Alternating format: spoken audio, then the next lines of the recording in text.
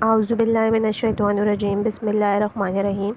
Assalamu alaikum students. Our today's topic is chromatography. So what is paper chromatography? It is defined as a technique in which the analysis of unknown substances is carried out mainly by the flow of solvent on specially designed filter paper.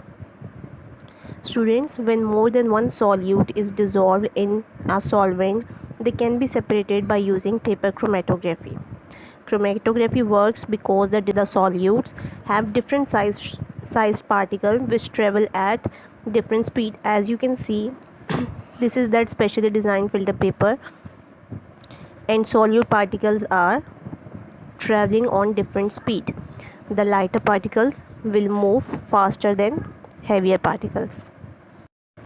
Students, chromatography is particularly useful in separating the different colored chemicals in dyes or ink or food coloring.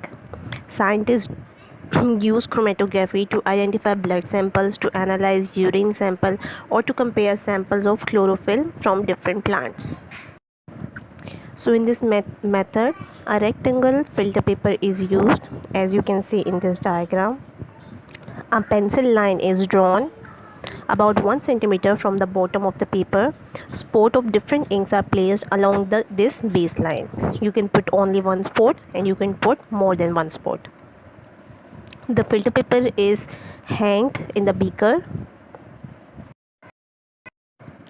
which contains a small quantity of solvent in it. Now after some time, the solvent seeps up the paper, carrying the ink dyes with it. Each different dye will form a band up to a certain point. As you can see, this is the black one, blue, green and red color.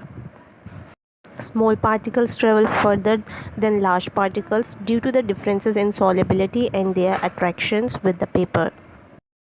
So students, in this way we can separate the components of a mixture. So students, it was paper chromatography. It was our last video. With this we have alhamdulillah completed this chapter number 5, atom, molecules and mixtures. Now start learning for your assessments. Allah Hafiz.